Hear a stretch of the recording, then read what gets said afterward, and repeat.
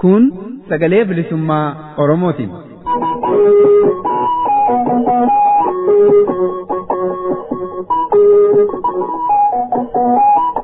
Sagaleen bilisummaa Oromoo guyyoota kibxataa, jimaataa fi sanbata ganama sa'aatii 6:00 haga sa'aa 7:00tti, galgala ammoo sa'aatii 6 haga sa'aa 6:00tti, akkasumas guyyaa roobii ganama sa'aatii 7:00 haga sa'aa 8:00tti, galgala ammoo sa'aatii 7 haga 7:00tti, dambalii gabaabaa meetirbaandii 31, 41 fi 49 irratti, akkasumas guyyoota roobii, jimaataa fi dilbata meetirbaandii 19 kiilooherzii 15,420 irratti, guyyaa roobii galgala sa'aatii 8 haga 9tti afaan Oromoo fi afaan Amaaraan wal duraa duubaan, guyyoota jimaataa fi dilbataa ammoo sa'aatii 8 haga 8:30tti afaan Oromoo qofaan qophiilee dabarsuu amma jalqabama. Kun sagalee bilisummaa Oromooti.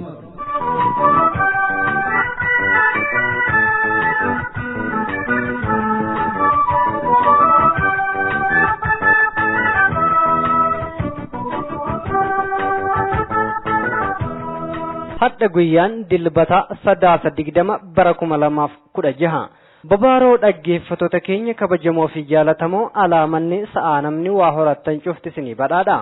Nagaan keenya kan kabajaa fi ulfinnaa bakka jirtan maratti sinaa dhaqqabu. Sagalee bilisummaa Oromoo sagantaa afaan Oromoorraa qophii qabannee dhiyaanneerra. Qophii kana isin beeksisuudhaan hanga xumuraatti kan isin faana turu an Waaqonoleeti. Oduun jalqaba qophii keenyaa irratti isiniif dhiyaata. Lammiileen Oromoo biyya Afrikaa kibbaa magaalaalee adda addaa keessa jiraatan 16 bara 2016 magaalaa Keep Townitti walitti qabamuun ajjeechaa fi dararaa suukaneessaa mootummaan wayyaanee ilmaan Oromoo irratti raawwataa jiru balaaleffachuun hiriira bahaniiru. Haala hiriirichaa irraa akka nuuf ibsaniif qindeessitoota keessa Jaalin Sarmoo bantee haasofsiifneerraa oduutti aansuun isin biraan geenya. Xumura qophii keenyaa irratti ammoo gaaffii fi deebii Dr. Gadaa Oljirraa waliin taasifnee kutaa arfaffaa fi isa xumuraattuu isiniif dhiyaata. Hundumaa hanga xumura sagantaa keenyaatti nu faana buunnu hordofaa isiniin jecha oduudhaaf Jaalliban Gadaa.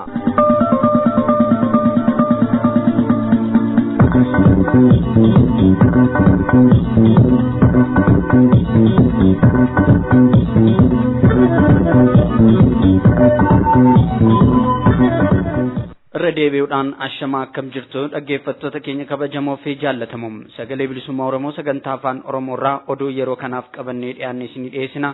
Oduu kan isinii dhiyeessu an Liban Gadaati. Godina Walloo Ona Arxummaa Fursii keessatti humni addaa tarkaanfii boombii fudhateen poolisoota federaalaa 4 ajjeese. Gartuun tarkaanfii ammoo Oromiyaa bakkoota adda addaatti lukkeelee diinaa fi qabeenyaa isaanii irratti tarkaanfii barbadeessaa fudhatuun injifannoo galmeessaa jira. Godina Walloo Ona Arxummaa Fursii magaalaa Caffaa Roobiit keessatti humni addaa gaafa 17 bara 2016 tarkaanfii boombii waajjira poolisii fi mana hidhaa irratti fudhatee jira. Wayita tarkaanfiin kun fudhatametti magaalaadhuma kana keessatti dhukaasii jabaan deemaa akka ture kan ibsame yoo ta'u, kanuma keessatti poolisooti federaalaa wayyaanee 4 battalumatti akka ajjeefamanidha kan gabaasame. Oduu tarkaanfii kan biraatiin ammoo gartuun tarkaanfii godina Arsii Lixaa Ona Shaashamannee ganda Qaraarsilchaa jedhamu keessatti tarkaanfii manneen jireenyaa fi qabeenyaa ergamtoota wayyaanee 2 irratti fudhateen guutummaatti jalaa barbadeessuun gabaafameera. Godina Salaalee magaalaa Sulultaattis manneen jireenyaa basaasota wayyaanee gartuu tarkaanfiin ibiddaan dura daareffamuun ibsameera. Kana malees achuma magaalaa Sulultaatti konkolaataa paatroolii waraanni wayyaanee ittiin deemu tibbanuma gartuu tarkaanfiin haleellaa irratti fudhatameen konkolaataan gubate humnooti diinaa keessa jiran lubbuudhaan ba'uun akka baqatan kan gabaafame yoo ta'u, kanneen keessaa 2 boombii darbatameen akka hamaa akka madeeffamanis beekameera. Gartuun tarkaanfii Oromiyaa bakkoota adda addaatti waraana wayyaanee agaazii fi lukkeelee irratti tarkaanfilee fudhachuu jabeessee itti fufee jira. Akka kanaan gareen tarkaanfii gaafa 17 bara 2016 godina Kaaba Shawaa yookiin Salaalee Ona Kuyyuu keessatti tarkaanfii fudhateen waraana koomaand poostii irraa kanneen 5 ol ta'an haalaan akka madeesse oduun sagalee bilisummaa Oromoo dhaqqabe mirkaneessee jira. haaluma wal fakkaatuun godinuma kana ona Caancootti ammoo miseensota waraana agaazii lama qonnaan bultoota Oromoo sakattaan gooluuf bobbaafaman irratti tarkaanfiin jabaan gartuu tarkaanfiin fudhatameera. Godina Lixa Shawaa magaalaa Ginciif Gindoo keessattis tibbana qabeenya ajajootaa fi kaabinoota wayyaanee irratti gartuun tarkaanfii fudhateen akka jalaa barbadeesses oduu wal qabatee nu dhaqqabee fagoodha. Achuma Lixa Shawaa magaalaa Baakkootti ammoo gootooti qeerroo dargaggooti Oromoo gartuma tarkaanfii kanaan hammatamanii konkolaataa Naqamteerraa gara Finfinnee deemu kan qabeenyummaan isaa wayyaanee ta'ee dhaabsisuun qabeenyaa isaa guutuutti dhuunfatuun dantaa qabsoo bilisummaa Oromoof oolchuun isaanii ibsameera. Haaluma kanaan qarshii biyyattii 30,000 olii fi meeshaa waraanaa nama wayyaaneen hidhachiisame konkolaaticha keessa turerraas meeshaa hiikkataniiru. Bara 2014 keessa yuunivarsiitiilee adda addaa keessaa barattooti Oromoo Oromummaa isaanii qofaan hidhaman tibbana mana murtii wayyaaneetti dhiyaatanii murtiin diinummaa akkatti darbe gabaafame. Diddaa uummata Oromoo wal qabatee bara 2014 keessa yuunivarsiitiilee adda addaa keessaa sabboontooti barattooti Oromoo 4 badii isaanii malee Oromoo waan ta'aniif qofa qabamanii waggoota 2 oliif murtii malee mana hidhaa keessatti erga dararamaa turan booda tibbana ammoo mana murtii wayyaanee magaalaa Finfinnee naannoo Lidataa jirutti murtiin hidhaa waggoota biroo abbootii alangaa wayyaanotaan itti dabarfameera. Barattooti Oromoo bara 2014 keessa qabamanii hidhaman Abbabaa yookiin Nimoonaa Urgeechaa Yuunivarsiitii Haramayaarraa, Addunyaa Keessoo fi Bilisummaa Daammanaa Yuunivarsiitii Adaamaarraa akkasumas Tashaala yookiin Moo'iboon Baqqalaa Garbaa jedhaman yoo ta'u kanneen keessaa barataa Addunyaa Keessoo fi Bilisummaa Daammanaa jedhaman hidhaa cimaa waggaa 4 fi ji'a 6 akka adabamaniif murtiin diinummaa mana murtii wayyaanee Finfinnee Lidataatti argamuun itti darbuun ibsameera. Gootonni ilmaan Oromoo barataa Addunyaa Keessoo fi Bilisummaa Daammanaa wayita murtiin diinummaa kun itti darbetti akkuma gootota salaalee darbanii ergaa jabaa uummata isaaniif dhaamaniin guyyaa tokko uummata keenya keessa dhaabbannee haqa keenya dubbanna jechuun daba manni murtii wayyaaneetti dabarseef otoo bakka hin kennin dubbii seenaa qabeessa kana dubbachuun uummata Oromoo achitti argaman boonsanii diina ammoo akka mataa qabachiisanidha. Gabaasaan qeerroo Finfinneerraa ba'e ifa kan godhe. Dhiha Oromiyaa onootaaf magaalota godina Wallaggaa Bahaa keessatti hidhaanii fi ukkaamsaan hammaate.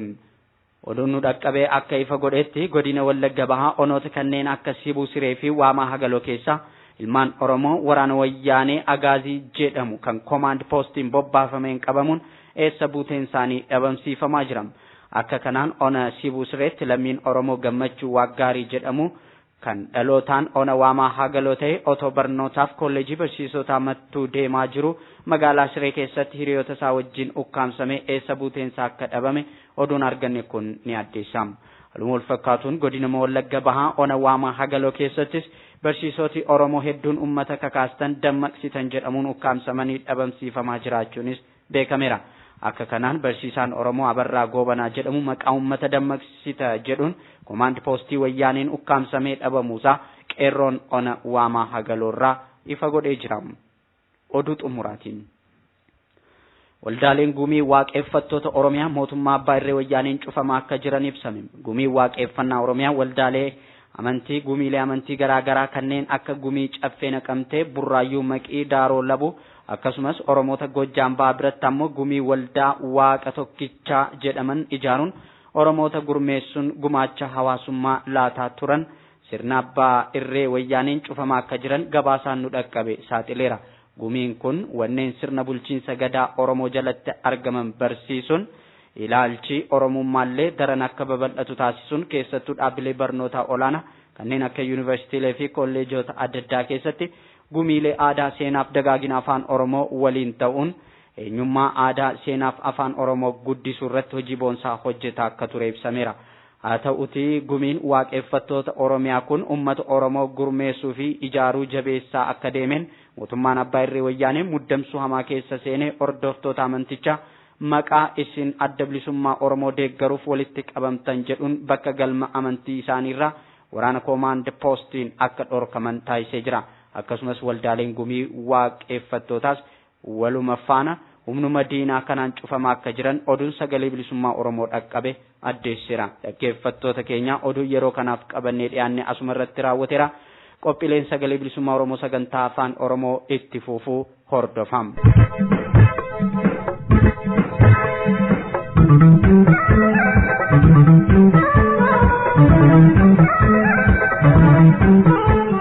kabajamoo dhaggeeffattoota keenya kan caqasaa jirtan sagalee bilisummaa Oromoo sagantaa afaan Oromoorraa meetir baandii 19 kiiloo heerzii 15,420 irratti isiniif tamsa'aa jirudha. Qophiin keenya oduu isin dhageessisuun jalqabe ammallee itti fufee jira. Lammiileen Oromoo biyya Afrikaa kibbaa magaalaalee adda addaa keessa jiraatan 16 bara 2016 magaalaa Cape Townitti walitti qabamuun ajjeechaa fi dararaa suukaneessaa mootummaan wayyaanee ilmaan Oromoo irratti raawwataa jiru balaaleffachuun hiriira bahaniiru. Haala hiriirichaa irraa akka nuuf ibsaniif qindeessitoota keessaa Jaal Hinsarmuu Bantee haasofsiifneerra. Jaal Hinsarmuun bakka hiriirichi itti geggeeffame dursuudhaan akeeka hiriira kanaa sagalee bilisummaa Oromoof ibsaniiru. Jaal Firaa'ol Jaalataattu haasofsiise kunoo itti dhiyaadha.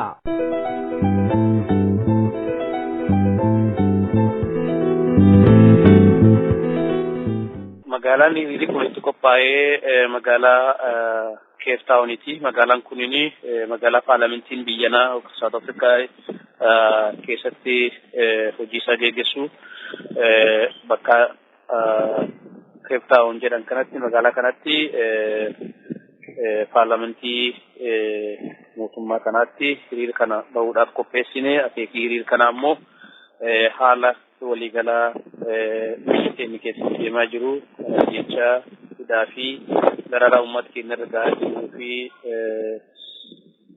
rakkina hagan hin jedhan kan uummanni keenya mudataa jiru kana akka mootummaan biyya kanaa fi paarlamentiin biyya kanaa warri poolisii biyya kanaa tumuu fi sirreessuuf qajeelchuu akka rakkina kana guutummaatti hubatanii fi waan danda'aniin uummata Oromoo fi uummata cunqurfamoo Itoophiyaa kana bira dhaabbachuudhaan furmaata waara argamsiisuu fi dhiibbaa mootummaa irratti godhanii gochuudhaaf akeekani.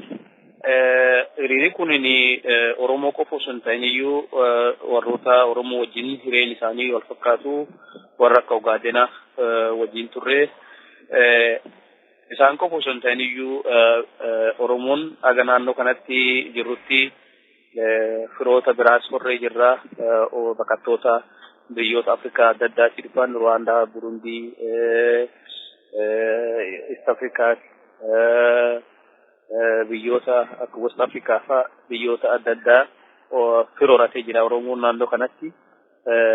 Isaanis biratti argamanii warra Ogaadenifaan kallattiidhaan qooda keessa fudhachuudhaan wajjin bahuu danda'anii jiranii jechuudha. Eessarraa walitti dhufan lammiileen Oromoo moo magaalaadhuma Cape Town qofarraa walitti qabaman? Magaalaa namoonni gariin hiriira kana irratti hirmaatanii lafa akka naannoo akka Johannesburg irraa kiiloomeetira gara 5,000 irraa hiriira kanatti hirmaachuudhaaf kan dhufan jiru. Magaalota naannoodhaa ammoo magaalota kiiloomeetira 200-250 irraa fagaatan bakka adda addaa irraa dhufanii jiraattota magaalaa Cape Town qofa osoo hin ta'iniyyuu jiraattota naannoo biraatti kan hammateedha. Kana durallee yeroo adda addaatti hiriira akka gaggeessaa turtan ni beekama. Hiriirri amma gaggeessitan kun kan kana dura gaggeessitan irraa wanni adda isa taasisu ni jira laata? Addaddummaan hiriira armaan dura gaggeessinee fi kan ammaa kunini armaan dura hiriira naannoo akka capital city yookaan ammoo magaalaa guddittii biyya Itoophiyaa fa'aatti geggeessinu ture, Johannesburg fa'aatti geggeessinu ture. Garaagarummaan hiriira kanaa hiriirota armaan dura ba'an keessatti taageettiin keenya yookaan ammoo bakka ittiin akeekkannee baanu kanarraa itti baane irraa adda. Kana jechuun hiriirri kun irra paarlamentii biyya sanaatti iyyanna kan dabarsuudha. Kanaafuu kan duraanii tarii embaasii Ameerikaa fa'aatti bahuu, embaasota European Union fa'aatti bahuu fi dhaamsi keenya akka daddabarfachaa ture. Har'a ammoo magaalaa Cape Town kanatti magaalaa paarlamentiin biyyattii jirtutti teessoo paarlamentii biyyaatti hiriira kana geessuu danda'uun fi dhaamsa keenya dabarsachuu danda'uun adda isa taasisa jennee yaadna. Walumaa galatti uummanni Oromoo biyya keessaa walitti fufiinsaan falmaa hadhaawaa sochii warraaqsa biyyoolessaa gaggeessaa jiru. Mootummaa faashistii sanas hundeedhaan raasaa jiru. bifma wal fakkaatuun hawaasni Oromoo biyya alaa akkuma hawaasa Oromoo kan lammiilee Oromoo biyya Afrikaa kibbaa kana bakkoota adda addaatti hiriira mormiitiin haa ta'u bifa adda addaatiin immoo qabsoo uummanni Oromoo biyya keessaa gaggeessaa jiru cinaa dhaabbataa jiru lammiilee Oromootiif walumaa galatti addatti immoo hawaasa Oromoo akkuma keessan biyyoota ambaa adda addaa keessa jiraataniif dhaamsa maalii dabarsituuf? Dhaamsi nu qabnu bal'aadha. Biyya keessa uummata keenya ka diinan falmaa jiruu fi uummata keenya waliigala osoo gargar hin jedhin dubra dhalaa dhiira jaarsa jaartii osoo hin jedhinu barataa qotataa daldalataa osoo hin jennu qabsoo bilisummaa finiinsaa jirtan har'aa akka kaleessaa isinum qofa yookaan ammoo biyya keessatti osoo hin taane ifatti addunyaan argaa jira addunyaan dhagahaa jira. Qabsoo keessanii finiinsitanii sadarkaa dudduuba deebisuu hin dandeenye dhossaa bara baraarra saaxilis baasee gartee qabsoo haqaa qabsoo dhugaa kana itti jiraachuu keessan har'a sadarkaa guddaa irraan geettanii jirtanii kanaaf yoo jiraate humni keenya biyyi keessaaf alaan tokkoomfamne waraana keenya humni qabnu bilisummaa keenya falmaa jirtu qindoominna keessa taasisuu humni qabnutti gargaaramnee qabsoo keenya galiin ga'utti yeroon nu hafte gabaabduu fakkaatti. Kanaafuu osoo haala amma mudataa jirurraa gartee dadhabne yookaan ammoo duune madoofne qabeenyi itti dhabne laaffanne jettanii hidhannoo keessan hin laafisne qabsicha keessan akka bakkaan ga'uudhaa fi daran jabaadhaa itti fufaasan hin jenna. Duutii fidaan qabsoo irraa akka hin laafifne abdii qabna. Kanaafuu tokkoomaa jabaadhaa sagalee walii tahaa jenna. Ittuma jirtu har'a qabsoon keenya wanni biyya keessatti addisi taasisu durii yoo Harar lol Baalee lolamu Boorana lolamu Bahaa lolamu Dhihaa lolamu lolli kun wal fakkaatan turre har'a immoo bakka hunda hooy jedhee ka'ee Oromoon walitti ilaalaa waan hin jirree fi inni kunini mallattoo bilisummaa ka'uutti nutti mul'ata. Kanaaf jabaadhaa itti fufaa qabsoo keessan isin wajjin jirre jenna. Nu warri ammoo diaasporaa jirru fi biyya alaa jirru bilisa akka uummata keenya ka biyya keessa taankiidhaan marfamee matriyyeessaan marfamee gubbaa xayyaaraan tumamaa jiru kan hin jiru bilisa taanee dalagataa jiraataa walitti dhufuu fi hiree gaarii kan qabnu walitti ijaaruuf hiree gaarii kan qabnu uummata keenya ka biyya keessaa falmaa jiru diinagdeen dandeettii qabdu hundaanuu gargaaruuf hiree bal'aa kan qabnu waan ta'eef hiree kana osoo haalota xixiqqoo wanneen xixiqqoo hin barbaachisne irratti wal falminu yookaan ammoo wal dura dhaabbannu hireen kun akka hin dabarre uummanni keenya nu eegaa jira. Uummata keenya kan nu eegana yoo tokkoomne harka wal qabannee akka nam tokkoo sosoonu qofa dura dhaabbannee tokkummaa kana umrii gabaabsuu dandeenya. Kanaafuu gaafatama guddaatu nu jira. Gaafatam kan ammoo tokkummaadhaan bahuu qabna. Gaafatam kan ammoo wal dhageettiin bahuu qabna. Kanaafi haa wal dhageenyu haa wal qabannu afaan qofaan hiriira baanee iyyinee deebinee mana keenyatti deebi'ee taa'u miti deebinee dalagaa keenyatti deebinee taa'u miti qabeenyi keenya osoo hin kusan waraan keenya uummata keenya biyya keessa lolaa jiru biraan haa dhaabbannu hojii dippiloomaasii guddaan nurra eegamu haa hojjennu.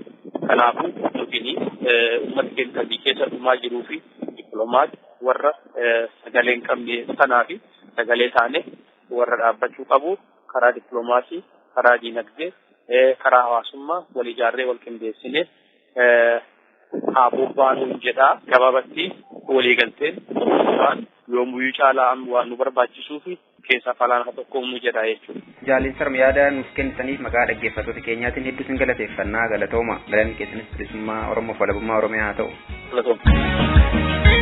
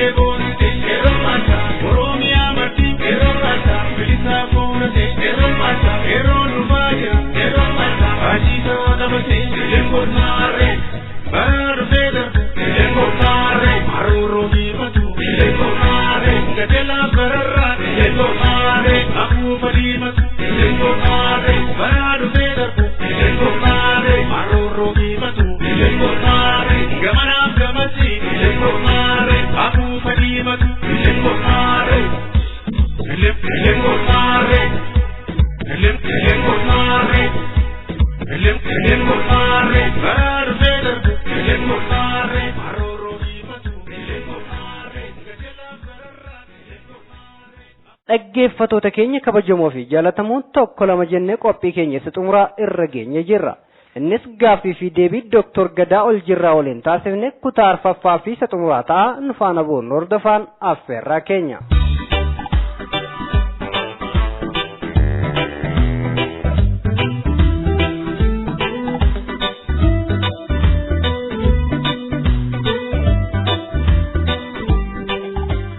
Hayyee kabajamtoota hordoftoota keenya kan gaaffii fi deebii waliin taasisaa jirru Dr. Gadaa Oljirraati, ogeessa ogummaa loonii yookaan immoo afaan faranjiitiin veterinarii jedhuun eebbifamedha Yuunivarsiitii Jimmaatirraayi. Gaaffii fi deebiidha kan sagalee bilisummaa Oromoo waliin haala biyya keessa mootummaa wayyaaniitiin uummata Oromoo irratti raawwachaa jiruu fi qabsoo uummanni Oromoo gochaa mootummaa wayyaanii kan ofirraa ittisuudhaaf taasisaa jiru irratti gaaffii deebii kan taasisaa jirru. Ammallee irra deebinee maqaa dhaggeeffattoota keenyatiin galateeffannaa. Waa hedduu nu kaasee jira, waa hedduus nu hubachiisee jira, waan beekuu, waan quba qabu, akkasumas immoo sochii inni taasisaa ture. Har'a immoo egaa kutatee muratee akkuma qabsaa'ota isa dura jiranii gara dirree qabsootti makamee egaa inni gara dirree qabsootti dhufee jira. Akkuma isaa jaallan isa dura turanis yeroo ammaa kanas gara dirreetti bahaa jiran hedduudha. Gaaffii deebii amma ammaatti taasifne keessatti haala biyya keessa jiru, sochii uummanni Oromoo taasisaa jiru hundumaa kaafnee jirra. Dooktar Gadaa Oljiraa xumura irratti gabaabsinee wanti ani sirraa dhaga'u yookaan immoo dhaggeeffattoota keenyaaf akka nu ibsitu yookaan akka nu dhaamtu barbaadu. Egaa akkuma hundi keenya quba qabnuu fi addunyaanis beekutti uummanni Oromoo qabsoo isa dhumaatirra jira fincila xumura gabrummaa jechuudha. Qabsoo kana keessatti atleet akka Fayyisaa Leellisaa akkasumas immoo atleetonni hedduun kan paara olompikii irratti hirmaatan akkasuma biyya Kaanadaa keessattis atleetiin tokko walumaa galatti iddoo adda addaatitti atleetonni Oromoo fincila diddaa gabrummaa kana deeggaruudhaan ajjeechaa miidhaa uummata Oromoo irra gahaa jiru balaaleffachuudhaan addunyaatti ibsaa turanii jiru. Qabsoodhaanis immoo uummanni Oromoo biyya keessattis qabsaa jira. Qabsaa'onni Oromoo baddaa gammoojjii Oromiyaa keessatti mootummaa gabroonfataa kana waan danda'an hundumaan falmaanii jiru. Mootummichi immoo egaa dubbitu gara xumuraatitti deemaa jira natti fakkaata. Akkasumas jedheeni tilmaama ajjeechaa adda addaa, ajjeechaa suukanneessaa, ajjeechaa jumlaa mana hidhaatitti nama ibiddatti qabsiisanii gubuu akkasumas immoo akkuma hundi keenyaa quba qabnu yeroo muraasan dura ayyaana irreechaa irratti namni dhibbootaan lakkaa'amu ajjeefamee jira. Rasaasa murna kanaatiin murna wayyaanee agaaziidhaan jechuudha. Akkasumas namoonni baay'een qaamaa qalbiin miidhamanii jiru. Kana atis beektaa hawaasni addunyaatis karaa miidiyaalee adda addaa sagalee bilisummaa Oromoos gabaasee jira, dhaggeeffatee jira. Egaa amma yoomitti du'aatuma jiraachuun danda'ama. Uummanni Oromoo walumaa galatti jechuudha. Keessumaa immoo qeerroon fincila xumura gabrummaa finiinsaa jiru. Maal gochuu qaba gabaabsitee kan nu kaaftu alaamanatti jechuudha. Hawaasni Oromoo biyya alaas jiru, kan biyya keessas jiru bara du'aa, bara saamichaa, bara dararaa kan ofirraa gabaabsuudhaaf maal gochuu qaba jetta dhaamsi kee maali? Gaariidha. Uummanni Oromoo bilisummaa barbaaddee jennaan bilisummaan aarsaa barbaada. Kanaaf ajjeechaan nama qabsoo keessa jiruu fi uummata qabsoo bilisummaa gaggeessaa jiruu fi homaa miti jechuudha. Amma du'aa deemne bilisummaan keenyas dhugoomaa deemaa jechaadha. Isa kana beekuu qabna. Maammoo Mazammir gaafa wareegamuufi jedhu murtoo du'aatti dabarsanii duuti koo akka malee miti jedhe. Du'uumatu narra jira jedhe ture kan dubbate. Du'i uummanni Oromoo amma du'aa jiru, qeerroon Oromoo du'aa jiru, du'a akka malee miti. Du'a akka du'aa jira jechaadha. Bilisummaa isaatiif du'aa jira. Hiree ofiif murteeffachuuf du'aa jira. Mirga abbaa biyyummaa isaa dhugoonfatee akka namaatitti biyya isaa irratti kabajaan jiraachuuf du'aa jira. Kanaaf duuni nu naasisuu hin qabu. Du'a akka qabu du'aa jirra, du'a seenaa du'aa jirra. Du'a haqatti, bilisummaatti, kabajaatti nu baasu du'aa jirra jechaadha. Kanaaf duuti nu naasisuu hin qabu. Uummanni Oromoo kan inni godhuu qabu yeroon kun yeroo kaan irraati addadha. Qabsoo gaggeessaa ture Oromoon beekamaadha. Duuba deebinee eessaa Oromoon qabsoo jalqabee inni dheeressuu hin dhaqnu. Yeroon kun yeroo hundumti ilma Oromoo warra diina jarallee hiriiranii jiran dabalatee jechaadha. Waraana mootummaa sanaa keessatti hiriiranii warra jiran dabalatee poolisii biyya sanaa keessatti hirmaatanii bulchiinsa mootummaa sanaa kan adeemanii uummata Oromoo barsiisaa jiran dabalatee jechuudha. Humna tika garaagaraatti bobba'anii ilmaan Oromoo biyya sana keessa jiran jechuudha. Isaaniin illee dabalatee kun waamicha isa dhumaati.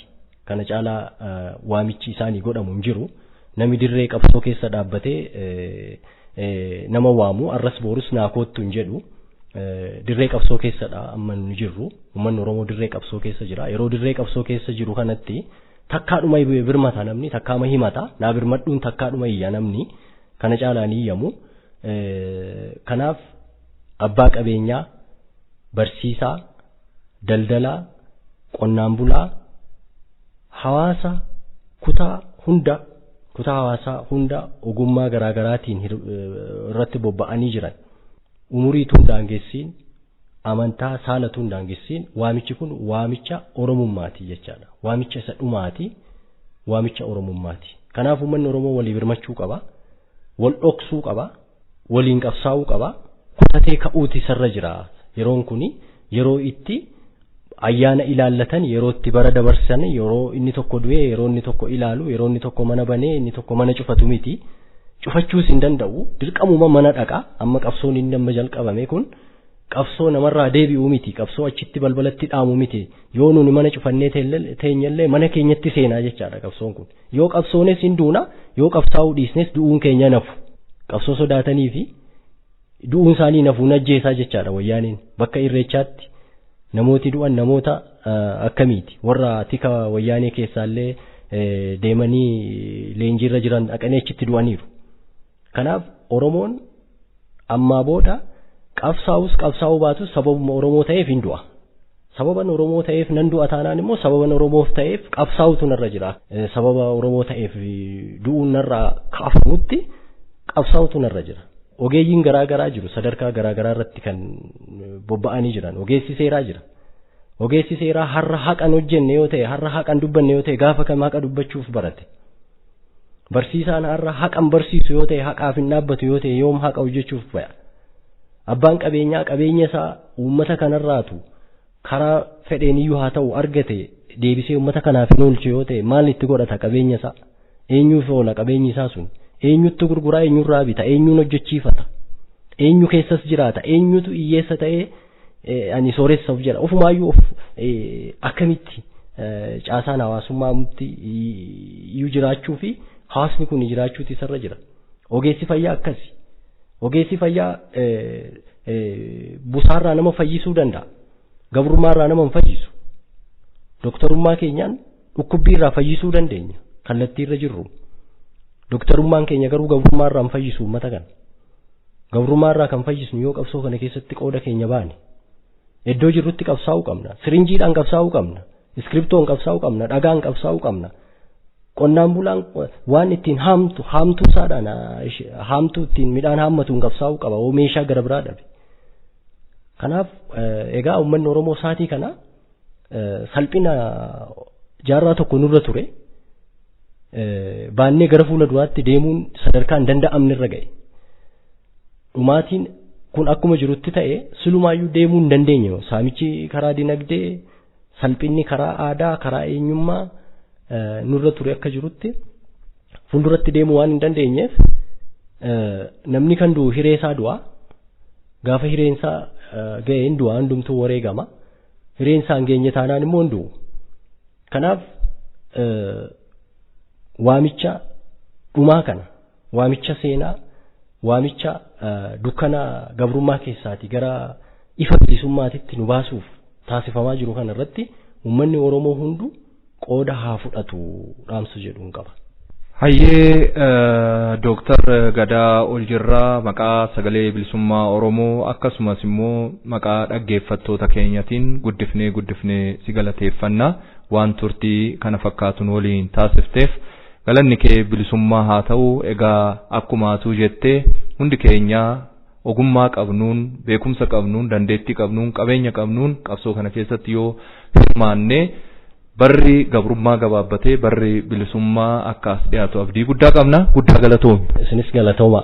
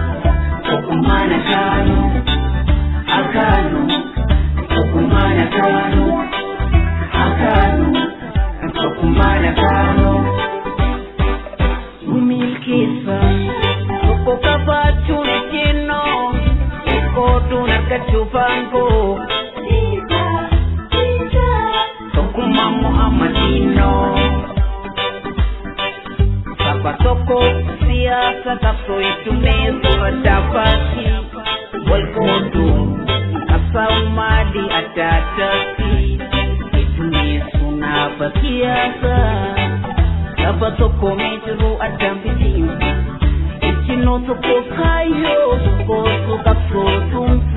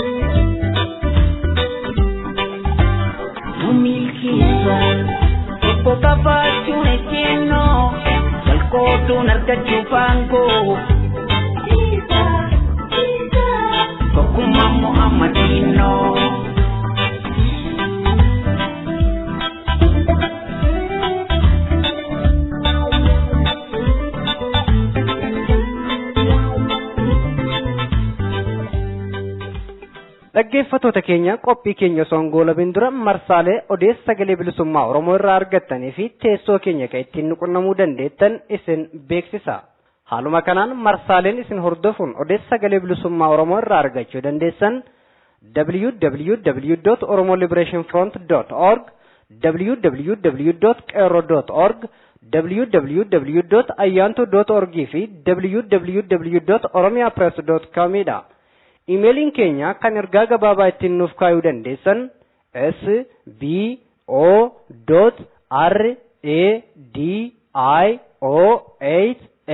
sbo.radio88@gmail.com irraan deebi'aa.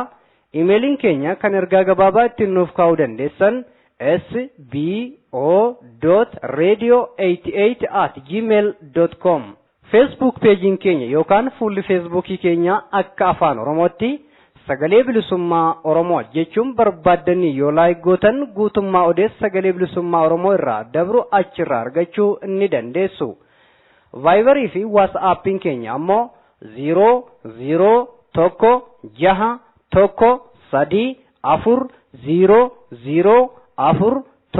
0016410462. Kabajamoo dhaggeeffattoota keenya gumaachi yaada keessanii jajjabina sagalee bilisummaa Oromootiif qooda guddaa qaba waan ta'eef hirmaannaan keessan itti haafuuf isiniin jenna. Egaan dhaggeeffattoota keenya kabajamoo fi jaalatamoo sagalee bilisummaa Oromoo sagantaa afaan Oromoorraa qophiin hadhaaf qabannee dhiyaanne kanumaan goolabamee jira. Qophii wal fakkaatu biraatiin hanga walitti deebinutti nagaa fayyaa keessanuuf jiraadha. Injifannoo uummata Oromoof.